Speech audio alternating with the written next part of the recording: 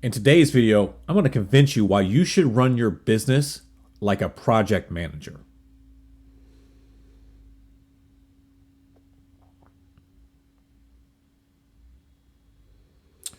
Hey everyone, I'm John Barker with Barker Management Consulting. Got over 20 years in the technology and cybersecurity space, managing multi-million dollar projects with worldwide footprints. I'm just here to help you scale and secure your business. So I hope you find these tips and tricks helpful and stories from the trenches. So if that all sounds good, do me a favor, give me a like.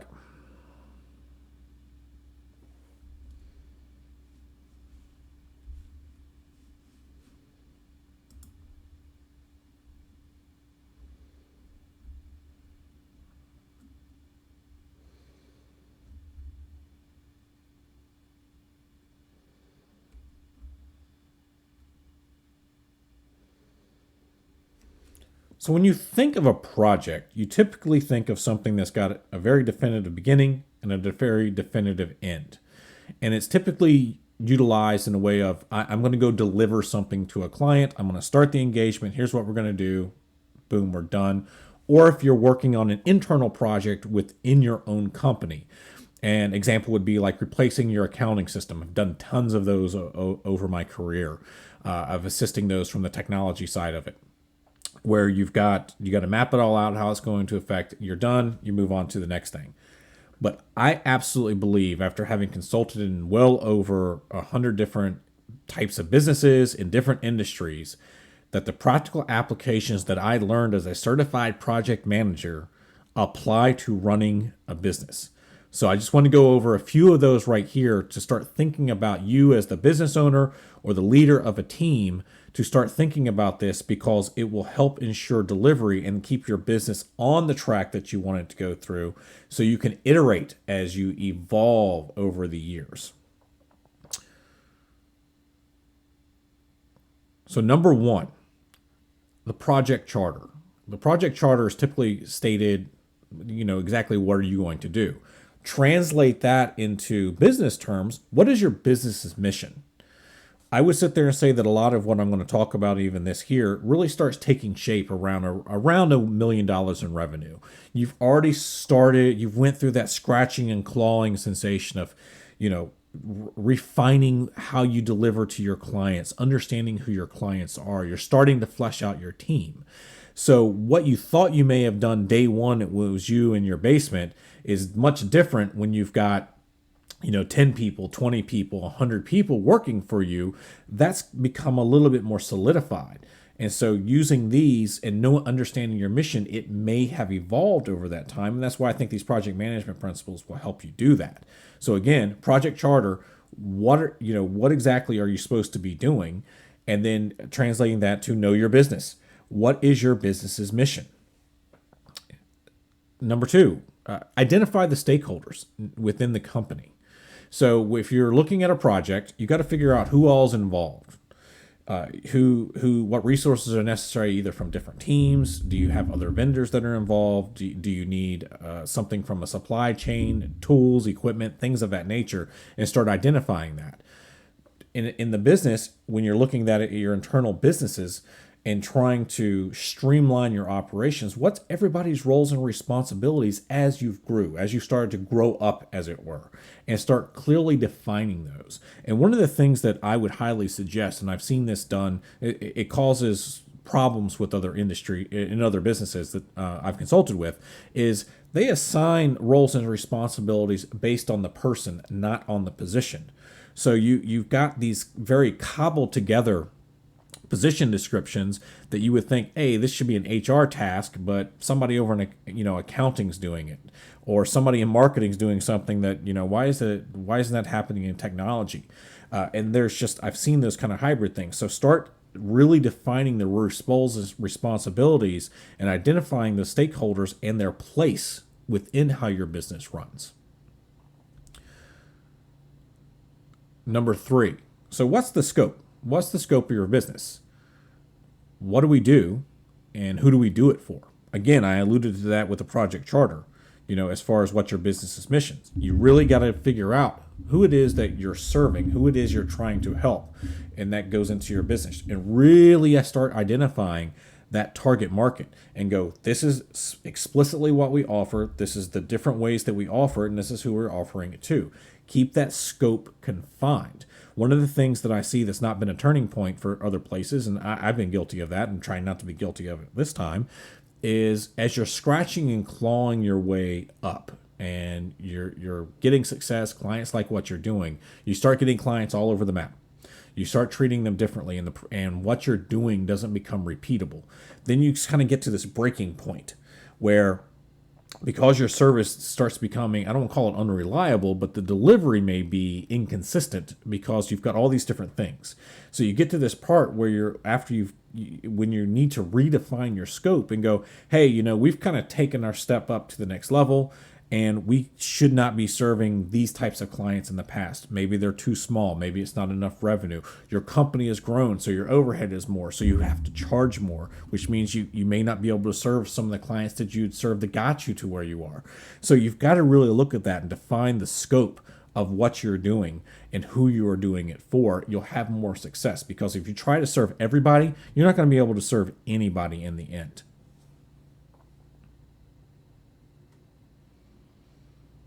Number 4, what is the quality baseline? How do you measure quality?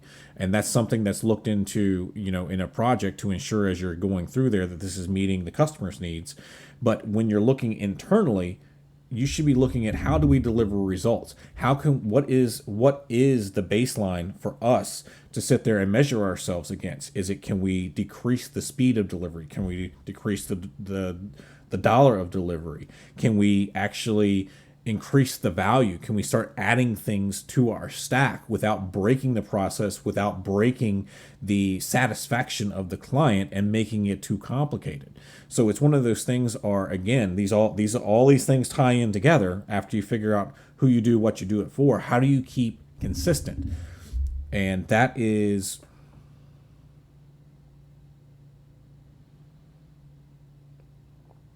number 4. What's the quality baseline? So during a project, you're always measuring where you are to where you're supposed to be, and making sure that it's meeting client expectations. That you're adhering to the scope. Everybody's doing their part, and you're staying within the confines of what the project is supposed to be, what you're supposed to deliver. Same thing goes with the inside of your business. You need to understand that you are structured to maintain quality deliverables. So as you've grown, as you've went to that part where you're in that tipping part, and you're starting to put some formalized processes in play, that you need to sit there and really look at, how do we keep and ensure that our processes are repeatable to ensure consistent client delivery? What can we do to ease stress on our team? Is there something that we can do in the products or services that we offer that we can deliver this faster, that we can drive more value, that we can increase costs, decrease costs, whatever fits the model that you're in, to make sure that you are continuing on a growth path, but also that your clients are being served properly.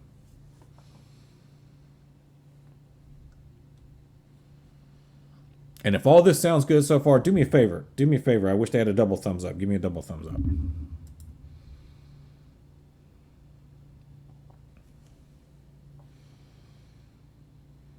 Number 5, you've got to have a good communication plan when you're running a project, particularly if you're running something that's got multi teams or multi vendors involved. I've been involved with some worldwide stuff where we would have 3 or 4 different contracting companies involved. Even internally, there would be different teams inside the same company that I happened to be at the time that would be involved. Then you'd have government involved. There'd be software vendors involved. There'd be hardware vendor. There would be all these things. So you've got to come up with a communication plan to ensure that we're all kind of moving down the same thing. Now, I do believe that you can over communicate. An example of this would be, take the president's daily briefing. I've seen some stuff, the president gets his report every single day. Before it gets to him, who knows how many people have looked at this to whittle it down to just a page, 2 pages, I think, tops, from if I recall correctly, of just the highest priority things that the president needs to look at on a daily basis. and maybe they even do it twice a day, but it's not getting, it's not just a data dump. It's not a data overload.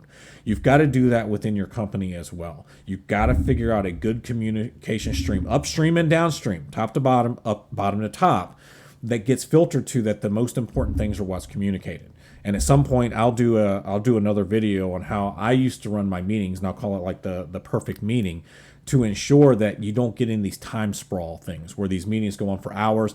People are spewing on about things that don't have any bearing on the current situation but it's in there. So you've got to figure out in your communication plan who needs to be communicated to, how often they need to be communicated to, and in what detail level they need to be communicated to. Again, not only for a project, but you need to do that internally as well, particularly as you need to grow. And not everybody needs to know everything. It should just be the highlights. And typically speaking, my rule of thumb for communication plans, the higher you go up the chain, the hierarchy chain up into the president of the company, for instance, the least amount of detail. It needs to be the high strokes, and the more you start going down into functional areas, the more detail you're going to get, because that's who's touching that stuff day in, day out, minute in, minute out. Risk planning in projects is very, very important. You've got to go through there and try to figure out as early as possible something that maybe 2, 3, 4, 5 year down the line could be an issue for completing the project on time and on budget. So you've got to sit there and very much look at, hey, do we need to order certain types of equipment now, because look at the supply chain issues that we're facing. This may take 6 months to get here. We don't need it for 8, but we can't wait until month 8 to order it. So we got to sit there and figure out what types of risks that either are in our control or not. And obviously the same goes to your business.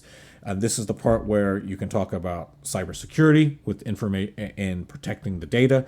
This could be any physical security. This could be look at your own vendors list. Are they performing up to what you're doing? You've got to sit there and get what is the likelihood of an event happening? If the event happens, is it a big problem? Is it a little problem? If you identify something that's pie in the sky and go, this is not likely going to happen, why are you even worrying about it before? So you've got to sit there and figure out what is the likelihood of a risk. Can you control it? Can you mitigate it? Or can you just avoid it altogether?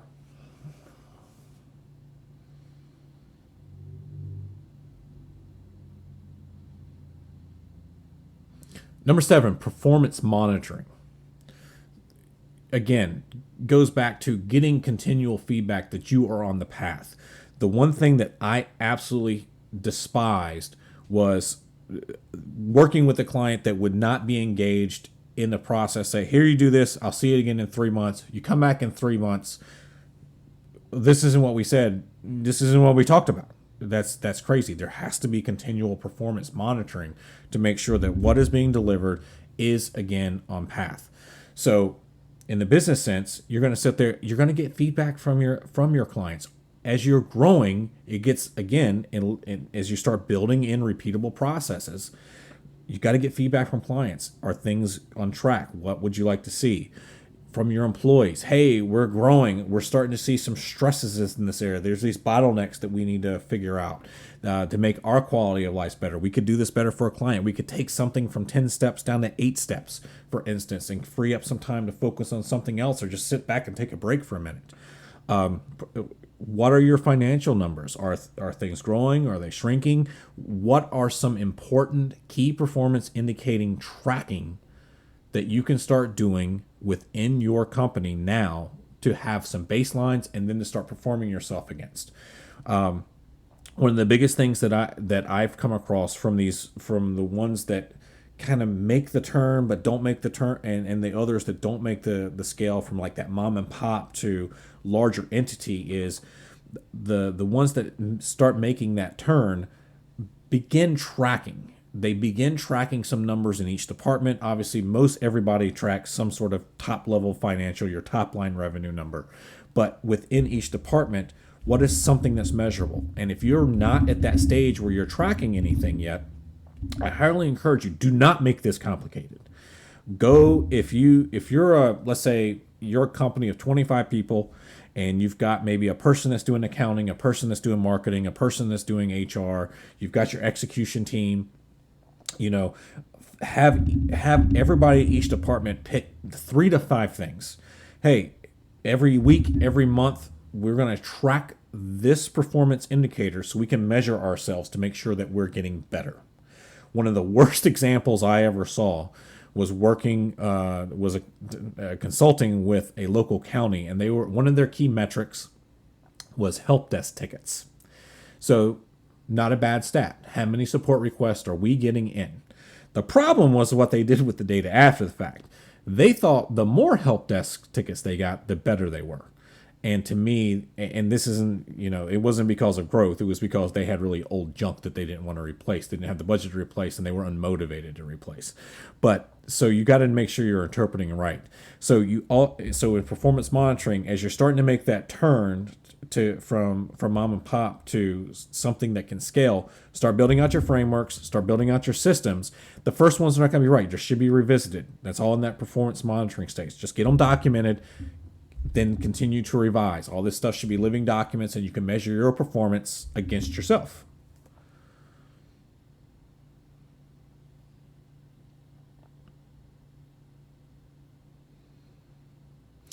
Now, typically when you wrap up a project, the project closes out and you'll do like a lessons learned. You'll figure out what worked well, what didn't work well, what can be improved on. Now, I kind of cheated by using the term project in here to run your business like a project, but because, and as I let off, I believe I said earlier, projects typically have a close. This is more of a program. Programs live on forever. Most of you are looking to at least have your businesses run on for your lifespan until you retire or until you can sell it, or maybe you want to blow it up to a massive thing. So the thing forward is you need to evolve. So on a quarterly basis, a semi-annually basis, annual basis, whatever works for you, you need to take a step back, take all of the stuff that we'd laid out before. Who all's involved? What are their roles in there? How are we keeping communication with each other? Have our risk factors changed? What is our quality? Is our quality improving? What have we done with pricing? And really revisit that every so often just to see where you are and if you need to start making shifts. Very few businesses sit there, however they start on day one is what they are on day 2000. They've evolved, they've grew, they've matured. And building frameworks and building systems is the key, is the pathway to getting beyond just becoming the mom and pop. And there's nothing wrong with being the mom and pop. If you just want that small thing that you just do as a solo entrepreneur or maybe just a small family business, that is absolutely fine and great.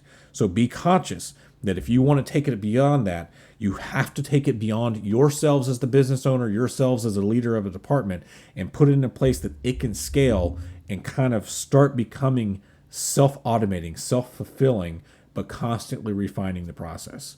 So I hope that helps. I hope the analogy of running your business like a project manager or a program manager made sense. If you got any questions, please drop a comment below. What did I miss? Do you agree? Disagree? Look forward to reading. Thanks.